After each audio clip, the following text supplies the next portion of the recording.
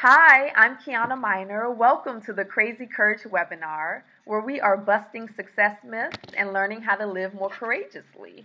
Today, I am so excited. We're going to be talking with Connie Bowman. Connie is an actress. She is host of a Healthy Living podcast and also has a Healthy Living YouTube channel. And she really introduces great concepts of holistic living, like how to eat well, yoga, breathing techniques, meditation techniques. She introduces all of this to her audience. So I'm so excited to have her here. Welcome, Connie. Thank you so much for having me. It's just a pleasure to be on your webinar, and I love the subject matter that you're talking about. So this is cool. Thank you, thank you. Yeah, I really think courage is something that we need more of in the world, and I think it's really the precursor to doing great things, like things that you're doing with a lot of your material. Absolutely, absolutely. Connie, could we start out by you just telling the audience a little bit more about yourself and your background and how you got into healthy living? Oh gosh, healthy living. Well, I've always kind of been Okay. interested in living a healthy life. My mom was actually one of the very first aerobic dancing teachers Oh my in goodness. the country. I don't know if you remember. You're probably too young, but in the Mm-hmm. 70s there was it was called Jackie Sorensen Okay. aerobics, I want to say, and she taught for them, and she was actually one of the first teachers. Okay. And so she was so physically fit that she was a really great role model for me, and Awesome. she was always into health and nutrition. Okay. So I've always really aspired to be healthy, and of Okay. course, in the business of acting, Mm-hmm. it helps a little bit to keep fit and trim and keep the energy up and stay healthy and Okay. kind of look good on camera and age gracefully, which is Right. a big priority of mine right now. So Okay. Okay. And what did you do before you became an actress? let's see. Well, I I actually started acting really pretty young. I mean, Okay. I started doing plays when I was, gosh, first grade. I think I was Okay. a sunbeam in the school play. Oh. But when I was in high school, I had done the play Grease had just come out, Oh, and I was in the play Grease in high school too. you were. I was. What'd you say? What'd you play? I was What in the role? chorus. I was in the chorus. Yeah. So I didn't have a starring role, but I was in the chorus. Yeah. Well, it's one of the stupidest and best musicals of It all is. time. It's so much fun. So I did that in high school, and Mhm. that particular year, the movie was Mhm. being Oh produced, wow. Okay. and somebody called me. One of my castmates called me and said, "Connie, they're having auditions at Mhm. Landover Mall in Maryland, Oh wow. where you live, Right. Right. for the movie Grease." Okay. And I had just played the role of what's her name, Freddie My Love, Marty. I played Marty. Marty. Okay. So Okay. my sister and I Mhm. trekked on over to Landover Mall Right. and got up and I sang Freddie My Love for them, and they were like, "Oh wow, we like you." So then they took it to Columbia Mall. It was a co-production with the Heck Company. Remember the Heck Company? Yeah, I do remember Hex. Yep. So I think that's now Macy's. Anyway, Yes. so they were getting kind of a twofer with us. We were doing auditions and we were also modeling clothes for the Heck Okay. Company. So I went to this other mall and I auditioned and I sang Freddie My Love again. And then they were like, "Okay, we want you to move forward." So then they take me to the big mall, Tyson's Corner. Okay. Yeah. So Right. now there's like 1,000 people in the audience, Mhm. and it's like down to the top 10, and I'm like, Okay. "Oh my gosh, I could really win this. I could get a part in this movie." Right. And Right. so I got really nervous. Okay. I had no courage whatsoever, and I told my mom and my sister were with me at that time, and I'm like, "I don't think I can do this." And one of the women, and this is one of the lessons I think, there are people along the way that are encouragers That and is true. encouragers, and when you don't have courage, you have to kind of pay attention to these encouragers. So this Mhm. woman comes up and she says, "Connie, I think you have a really good chance, so you should do it." So I got up there, my 17-year-old self. I Right. sang Freddie My Love at the top of my lungs. I was in my Mhm. costume and everything, and it got down to the top two, and all of a sudden I see my application with my headshot being folded over, and Right. they're announcing my name, and I'm like, "Oh, okay." So I went to Hollywood and shot for 2 days and got to meet John Travolta and Olivia Newton-John and Oh, okay. the whole cast, and it was just an amazing experience. Right. And so that sort of set the bar high for me, even though I was just one of the high school students.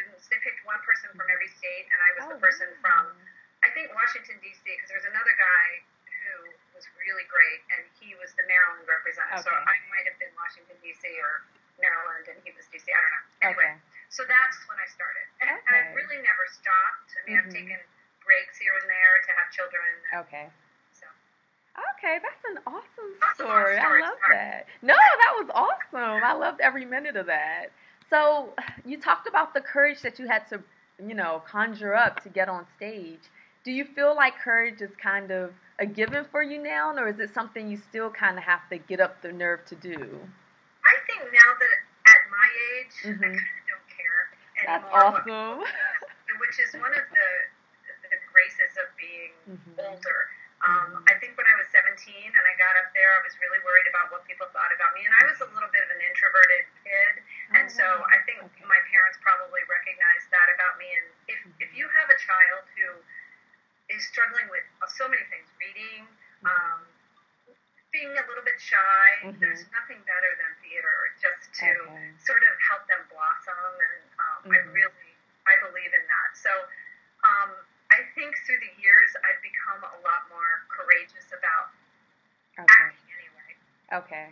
I'm not jumping out of airplanes or anything. Right. So acting is what I'm courageous about, I guess. Okay. What are some of the things that you do to make sure you kind of stay connected with yourself and you're able to take more chances in your life? Like, what does your self-care look like? Oh, that's really a good question. I love that question because I talk about that in my podcast, Happy Healthy You. I think meditation, I mean, when I went to college and I took theater classes, that was the first thing we did. We meditated and we got in touch with ourselves and, I pray. I'm very connected and I feel like I'm a pretty spiritual person. I think meditation and just being comfortable with yourself in silence and every once in a while, not to the exclusion of everybody in your life, but I just interviewed Serena Dyer. Have you heard of Wayne Dyer? Yeah. Yeah, he's written all those books. So yesterday I interviewed her, and she was telling me that her mom actually had this practice. She had a little sign, and it said, "Mom's meditating, stay out," or something to that effect. And so she would go into meditation twice a day, in the morning and the evening. Wow. Gosh, when I had little kids, I couldn't even think about that. But she'd hang out her little sign, and she'd just meditate, and she needed that for her own sanity. So I really think everybody should meditate. I think that's a really good idea. I love the idea of that sign. I actually have a 9-month-old and a 2.5-year-old. So meditation is something that I need, but I don't always take the time to do it. Yeah, so I love that. Even though, they wouldn't be reading that sign right now, but... Right, but it won't be long. You're a 2-year-old, and they'll start to respect it. I certainly didn't do it. I wasn't smart enough to know that, but I think that's a great idea because young moms, oh my gosh, that time to yourself is so precious. It is. And, honestly, it makes you a better mom. It makes you better at everything when you are able to kind of take that time to reconnect. So I love that. That's a great idea. You start early modeling for your children. It's true. Yeah, it's true. Yeah. I sometimes do meditate, if the kids are around. And the other day, my daughter was like, "Mom, look at me. I'm meditating." Yeah, it was... Yeah. And when they get into the twos and the threes and the fours and the fives, that ability to self-soothe is huge. Yeah. For them, but for you. It's better for them to learn it now than to, become adults and not really know how to manage their stress and learn it as a reaction to what's already happening. So I think when we talk about courage, it starts early. It starts really early. So good for you for getting these kids in line. Are they both girls? The 2-year-old is a girl, and then the 9-month-old is a boy. So boy and girl. Yeah. So what else? What else do you do? Meditation is huge for you. I'm a runner. Okay. I'm a runner, and I know running isn't for everybody, but for me, running is also meditation. If I have something I'm working out, like an idea for something, or I'm worried about something, if I go out on a run, I am like, it's like I'm downloaded with stuff. I can be so inspired when I come back. It's like, I don't know what it is. Maybe it's the oxygen, the extra oxygen. And there's something about moving the body also. Sometimes, like, I'll take yoga. I love yoga. So I yoga slut because Okay. I pretty much hop around because I think that's another thing is finding a yoga class that is right for you and a teacher that works for you. So I hop around because I like so many teachers. So yoga and running are my other go-to. So there's something about moving your body. There is. Yeah. So it's that breath and body movement that's really, it's good for everything. It's just good for everything, body, mind, and spirit. So. It's so true. And I love how you talked about when you're worried about something, if you go running, then you're just, you get that positive download. Because I agree with you. I think moving your body does help to kind of work out the worry instead of trying to work it out in our heads. Because a lot of times we're worried about things that just are never going to happen or, are inconsequential. So, yeah, I love that. That's awesome. Yeah. As an actress, I really loved earlier how you said you learned to get rid of what other people thought really early in your life. Could you talk more about that? Because I do think that that's one of the things that keep us paralyzed is what are they going to think about me? So talk a little bit more about that. I don't know that I've completely gotten rid of it. I can't say that it's completely gone, but it's just, I don't know, as you get older, it's so much more important, your relationship with yourself and your spiritual nature, or however you see God. I think other people's opinion of you is really doesn't matter. Okay. It just doesn't really matter. It's but this is another thing Serena Dyer talked about yesterday. She's such a wise young woman. I just really respect the way her dad, Wayne Dyer, and her mom raised her. She said one day she came home from school and a little boy had called her stupid. And she said, Dad, somebody called me stupid. And he was saying, she said, my feelings were hurt. And so Wayne Dyer got down on his hands and knees and he said, Serena, if somebody called you a car, would you be a car? Are you a car? And she said, no, that's silly. So he got all the kids. He said, Serena is a car. Serena, and they all were going around the room on all fours, going beep, beep, beep. It's a cute thing. And they all were laughing. And so what somebody else says about you, I thought that was a really good illustration. What somebody says or thinks about you does not make you. You are what you are. You are, the word courage comes from the word cur, which is heart. Right. And so heart in French, I'm assuming that's a Latin-based word, so probably it's too or whatever. You do know? Because I would like to know. It is. It is French, yeah.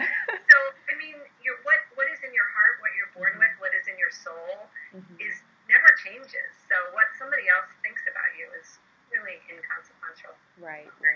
Yeah, I completely agree with you. I love that story because it is true. If someone said something completely ridiculous, like you're a car, you would laugh or it wouldn't affect you as deeply. So I think that's a great example. Kids, I love the fact that he just got down and they were all just being little cars. Right. I thought that was cute. Yeah, that's awesome. That's an awesome illustration. It's funny. I have to recall things that happened like yesterday.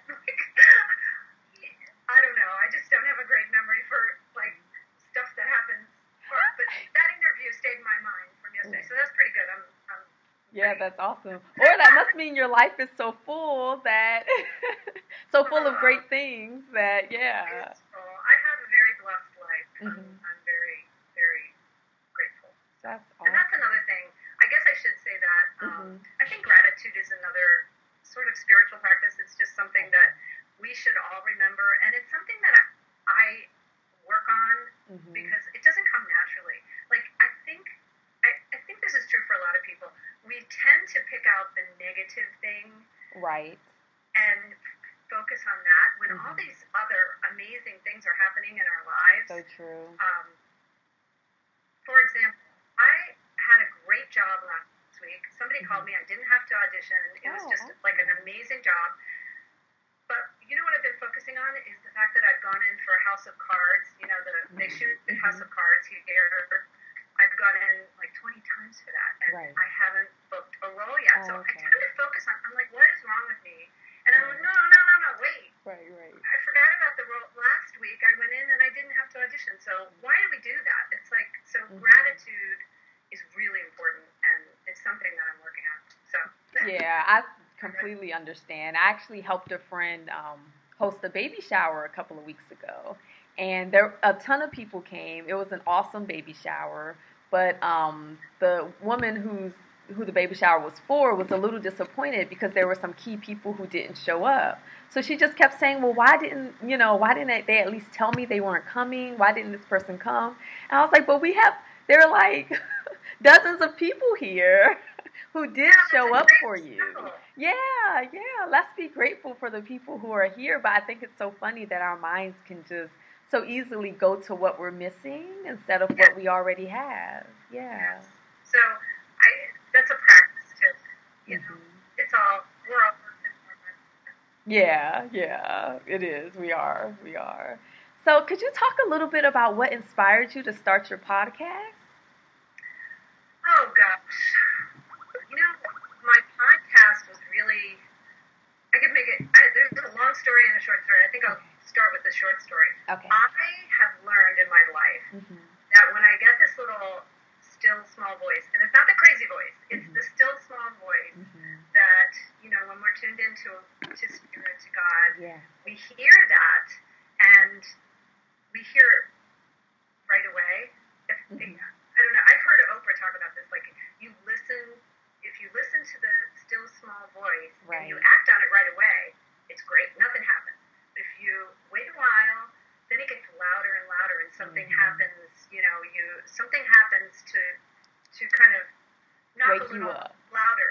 And then, if you don't listen then, you get hit upside the head with a brick, and, something, an illness happens, so I've learned to listen, and that's also something that I have to work on, but I've listened. So I heard that podcast, and all of a sudden podcasts were in front of me, and I am a voiceover talent, so I do voiceover, so I have my little studio behind me. I'm in my office now, and I don't know, I kept hearing, do a podcast, and so I was talking to a friend one day, and I'm like, I really feel like podcasting is something I should do. I don't know, maybe it's just, people are doing all kinds of social media things to try to and I love creating videos, and I feel like I'm a producer in a small way. I enjoy that. So I kept hearing this voice. I was talking to my friend, and she said,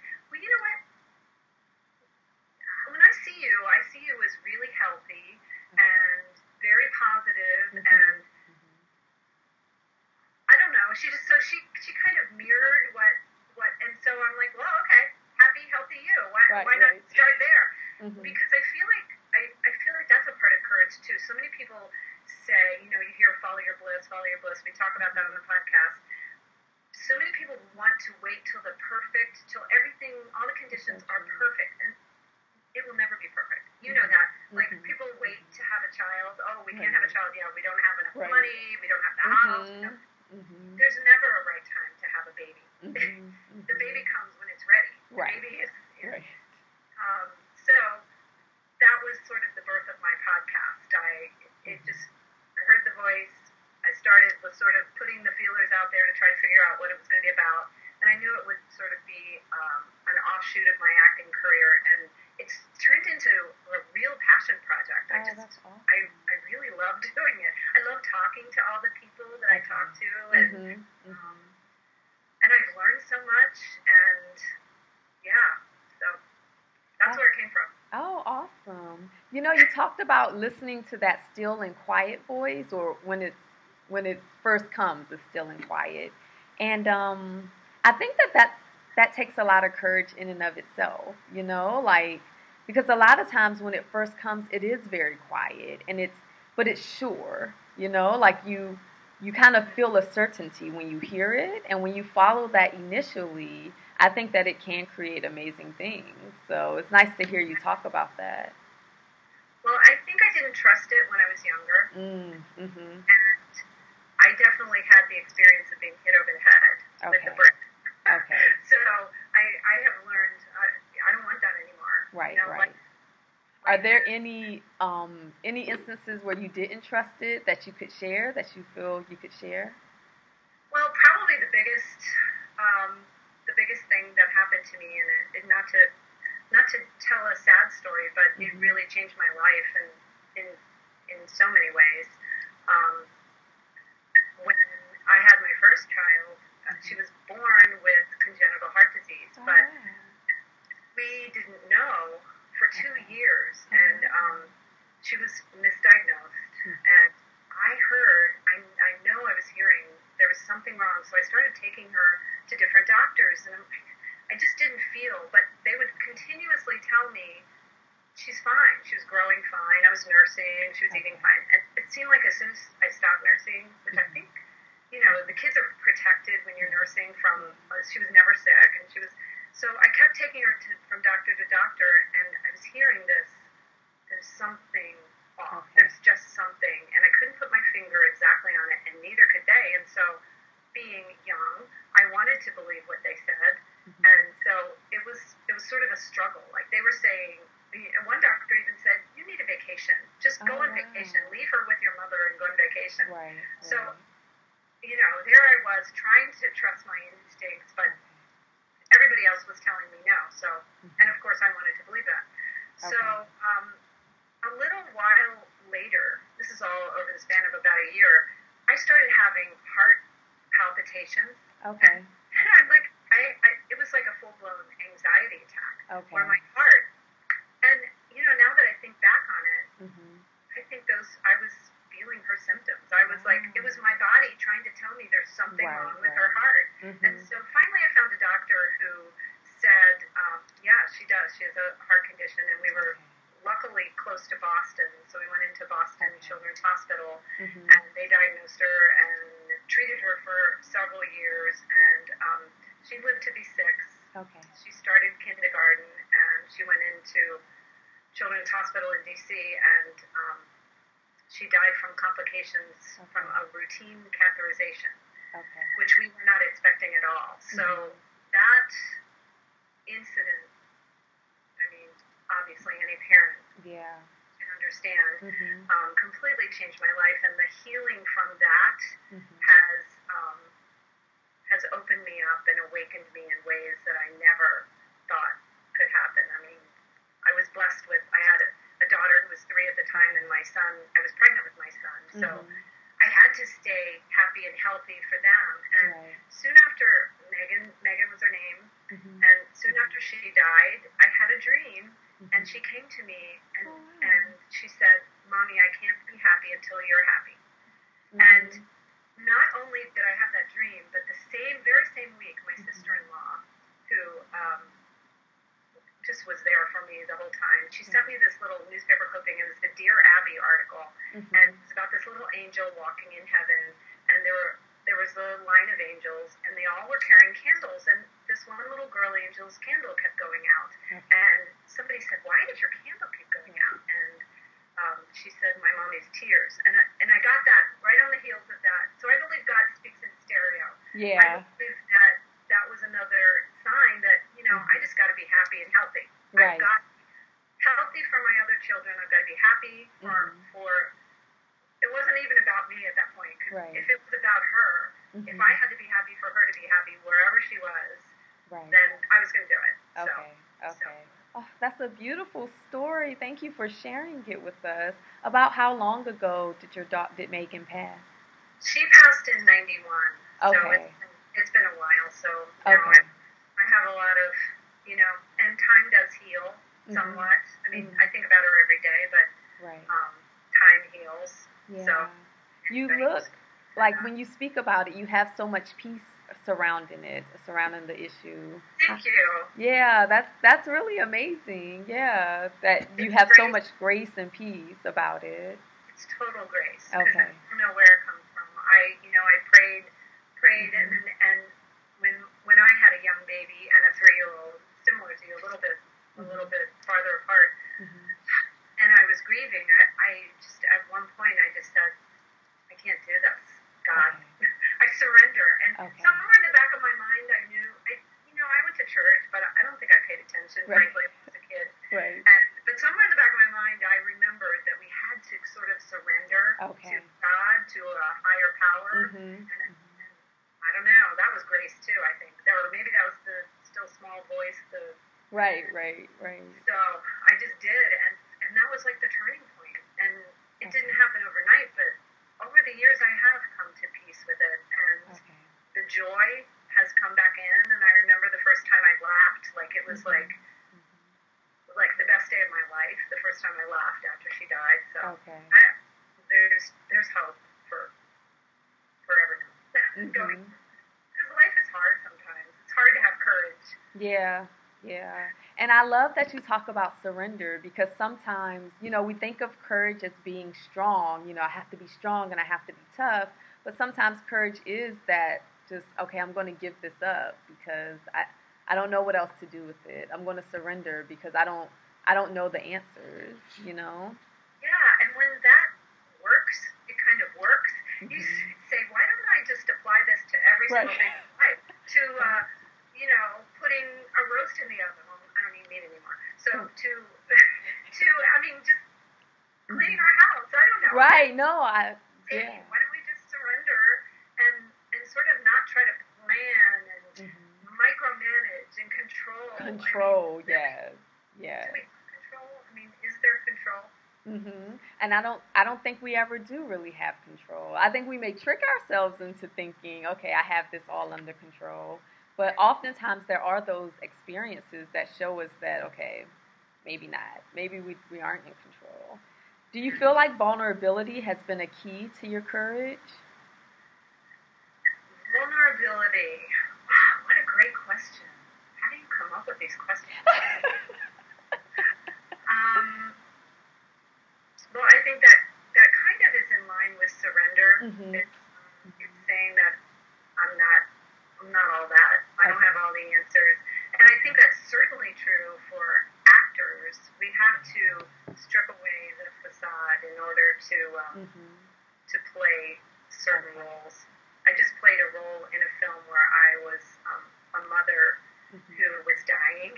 Oh, wow. It's actually a great role, but it was kind of sad. Right. I had this beautiful daughter, and I had a wonderful husband, had everything, like the perfect life, but I got this diagnosis, and my best friend didn't have a husband, and my best friend loved the daughter, so I was hooking up the best friend with the husband.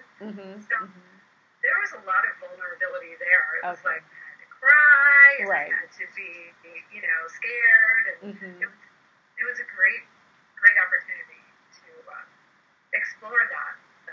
Yeah, that sounds nice. That sounds really nice. How do you, over the years, how do you continue to grow with an open heart? How do you not let life experiences turn you into someone else? How do you stay open? How do you stay true to who you really are? Wow. Well, first of all, it helps to have a family and children because they always, bring you back to earth. They sure do. I remember when years ago, I worked on The Wire, the show that shot in Baltimore, and when my episode came out, my son was like, "Mom, you're totally overacting." Okay, well, maybe I'm not that great, but so our kids keep us humble, I think. I think so. That is a blessing.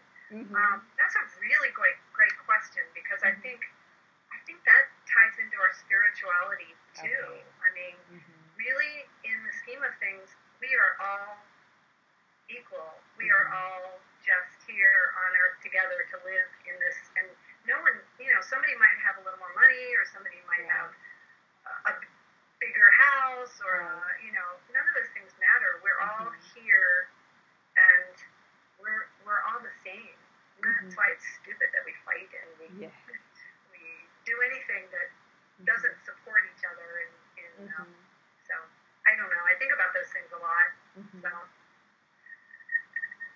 don't know. Is that a good answer?